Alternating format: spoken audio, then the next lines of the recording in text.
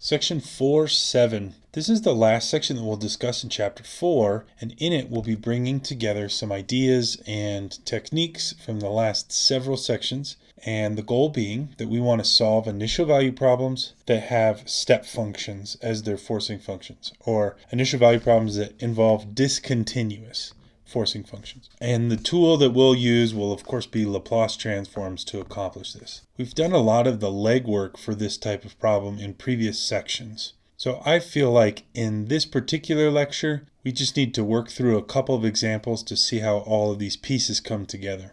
Before we work through examples, there's a few features of this process that I wanted to point out explicitly. These are details that you may or may not have caught or recognized on your own through recent examples, but I do think they're important to see, so I wanted to point them out explicitly. To do so, I'm going to look at a totally generic second-order linear differential equation that has constant coefficients.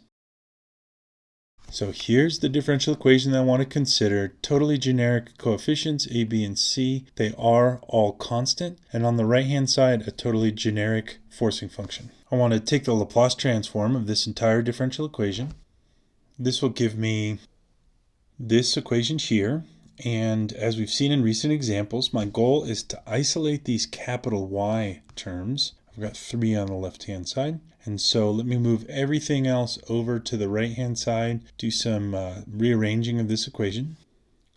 That gives me this equation here. And one detail that we have seen is that the coefficient expression on the capital Y always ends up being exactly the same as the characteristic polynomial of the homogeneous version of my differential equation. Now let me go ahead and divide by that. So here I have an expression for capital Y by itself on the left, and on the right I have a mess. Since I'm using totally generic variables for all of the coefficients, since I have not specified particular values for these initial conditions, this fraction is just really too vague and too general to be able to do anything with. And that's fine. My goal in this particular demonstration is not to actually push forward and solve the differential equation. But what I do want to point out is that at this point, the expression that I have for this transform is built out of 2 fractions. It's got 2 components. So the detail that I want to point out is that this first fraction consists only of ingredients that are derived from what I'm calling here the original system. I'm kind of using this perspective of the mass spring system, and I'm thinking of the left-hand side along with the initial conditions as defining the sort of natural behavior of that mass spring system. If you look through all of the ingredients in this first fraction, all we have are coefficients from the homogeneous version, a, b, and c, along with initial conditions, y of 0 and y prime of 0. So whatever this fraction ends up being, and then whatever its inverse transform ends up being, this entire fraction is governed by what I'm calling here the original system, or the natural behavior of the system. This entire fraction is unaffected by the specific choice of g of t. This second fraction is where I run into g, specifically here capital G of s, the transform of my original forcing function. And so I've noted here that this second function accounts for the influence of that forcing function. So as I said, I'm not going to push this to like a detailed solution of the differential equation, but I did want to point out that if we have structured our work in this specific way, our transform will always consist of a fraction which indicates the natural behavior of the system, plus a second fraction which accounts for the influence of the forcing function. This is true for any forcing function g of t, and so it will certainly be true for the discontinuous forcing functions that we'll encounter in the examples. So with this structure in mind, let's take a look at those examples. In example 1, we're asked to solve a differential equation that looks like y double prime plus 4y equals g of t. My initial conditions are both 0, and g of t we're told is 1 period of sine. It's not very precise, but I'm going to interpret that as indicating g of t will be the sine function from t equals 0 up to t equals 2 pi, and then we'll turn off that forcing function. So here's how I'm interpreting that description of what g of t is. So the first thing we'll need to do is we'll need to write g of t in terms of Heaviside step functions, like we've been practicing over the last couple sections. And the most intuitive way to me to do that would be to take sine of t, to multiply it by the number 1 to indicate that we're turning it on right at t equals 0, and then multiply by negative u sub 2 pi of t to indicate that at 2 pi we are then turning that function off. So this is, to me, kind of the general structure of turn it on at t equals 0 and then turn it off at some later time. In this case specifically, t equals 2 pi. Distributing through the parentheses, this is what I get. And now I'm bearing in mind the fact that I'm going to need to take the Laplace transform of this function in just a second. Taking the Laplace transform of sine of t will be very straightforward. Now technically, I cannot take the transform of this second term until I have shifted this t so that the shift matches the switch, as we've been saying over the last couple sections. In order to accomplish that, I need to write this second sine term in terms of the quantity t minus 2 pi instead of strictly the quantity t. And as I've mentioned in examples like this in the past, what I typically do is write out what I need and then think about how I have to modify this function so that these two things actually do match up. In this particular case, we luck out, because sine of t minus 2 pi is exactly the same as sine of t. Because if I take sine and I shift it to the right by 2 pi, which is what this function is indicating, I get the exact same function as the original sine function. So these two functions are already identical, so I don't have to make any modifications to them. So this form of g of t can be put into my differential equation, and I'll be able to take its Laplace transform directly. Here I've just rewritten my original differential equation with this explicit expression for g of t written in terms of Heaviside step functions. Here I've taken the Laplace transform of the entire equation. Make sure you take a second to verify all of the transforms that I have taken here. Here I've plugged in my initial conditions. Both initial conditions are 0. And then on the left-hand side, as I would expect, the coefficient function on this capital Y is the characteristic polynomial of the homogeneous version of my original differential equation. And now I'll divide through by that s squared plus 4. And this is the expression that I get for capital Y. Now, real quick, looking at this expression, this may seem like I'm contradicting the property that I pointed out on the first page of the notes. Namely, I would expect there to be two fractions here. A first fraction indicating the natural behavior of the system, and then a second fraction accounting for the forcing function. So how can I possibly just have a single fraction? Well, if we look back at the details of the original problem, recall that both of my initial conditions are 0. So if I think of this from the perspective of a mass spring system, I have a mass attached to a spring. The initial displacement that I give that mass is 0. That is, I don't move it from its equilibrium position at all initially. The initial velocity I give that mass is also 0. So the natural behavior of the system will be that the mass just sits at its equilibrium position. So in a sense, the fact that there's no first fraction here does indicate that the natural behavior of the system would be to simply sit at the equilibrium. That is to say, the function little y equals 0 is the natural behavior of the system. Therefore, this entire second fraction is the fraction that's accounting for the influence of this forcing function.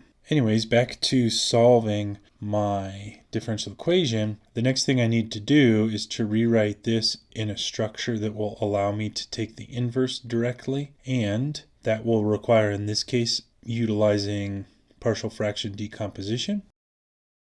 What I'd like to do is I'd like to push this numerator off to the side so that I can just focus on this fraction and identify its partial fraction decomposition. And if you're anything like me, you'll be excited to be done doing partial fraction decomposition soon. We've done quite a few of these, and so I'm getting a little worn out by this process. In fact, I'm going to enlist the assistance of a computational tool that will do this partial fraction for me. Again, we can work through the details of that, but we've seen many examples of that recently. And so I think you would trust that this one fraction here can be broken into these two here.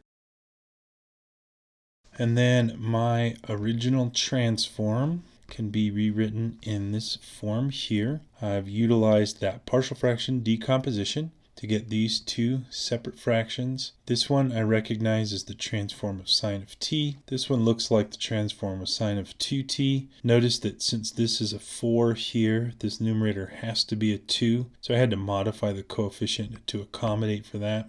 And then just as a last step before I actually find the inverse of these transforms, let me go ahead and distribute through these two terms here just to clarify the structure of my overall transform capital Y. So here I've written the 1 times this transform expression in this first parenthesis minus this same transform expression multiplied by this exponential. And I just do that to reiterate the fact that this will get transformed straight away. There's no shift or there's no switch associated with this expression, but then this second expression does have a switch associated with it. If you've done a few of these, you might be able to see that same structure at this line right here. And so maybe writing this line wouldn't be necessary, but I did want to write it just to make this structure explicit. So given that that is my transform, my overall transform capital Y, the last thing I need to do is to inverse the transform process, identify the inverse of these terms, which we've already talked about, and that'll give me my final solution, lowercase y.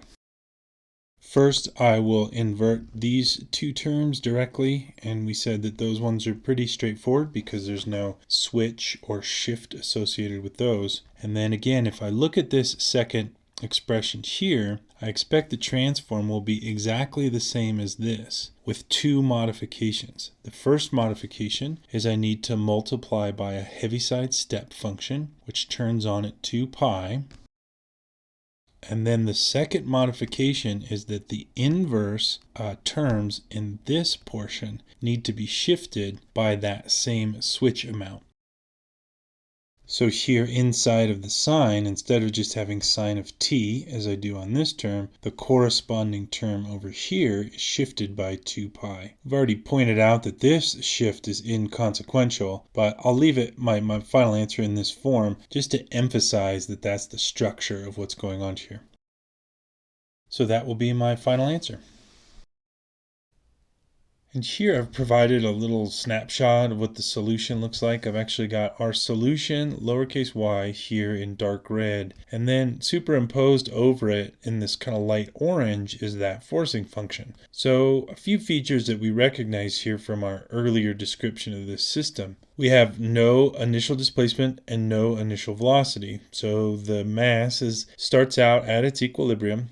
And then I think of the forcing function as pulling on the support that the mass is attached to. And so right away at t equals 0, we pull that support away from equilibrium, or away from its initial position. And notice that my mass takes a little while to sort of catch up. And then at pi over 2, when we now force that support back toward its original position, it actually takes a little while. There's a little bit of lag in the mass before it gets pushed back to equilibrium. Then something similar happens in the negative direction. And then in this particular case, this forcing function is such that when we push back to its equilibrium, the mass will attain that equilibrium position and then remain there indefinitely. So after 2 pi, there's no longer any external force on the system, and so the mass will remain at its equilibrium position for all t values. And you can see that in the solution. We've already noted that these t minus 2 pi terms are actually sort of redundant because sine of t minus 2 pi is exactly sine of t. And so if you'll notice, I have a 1/3 sine of t, and then at 2 pi, I subtract off that identical term. Same happens with this second sine term. And so after 2 pi, I expect the system to sort of resolve to its natural behavior. And as we already pointed out, there's no initial displacement or no initial velocity. So the initial behavior of the system is to remain at equilibrium. And those features are demonstrated in the graph here. All right, let's take a look at one more example. Doing a quick analysis of this system indicates that we now have a friction term. So we have non-zero friction. So I expect that there won't be steady oscillation in the natural behavior of this system, but instead there'll be some sort of decaying, either decaying oscillation or just direct decay. And then we do have an initial velocity. So my mass starts at its equilibrium position, and then we sort of push it away from that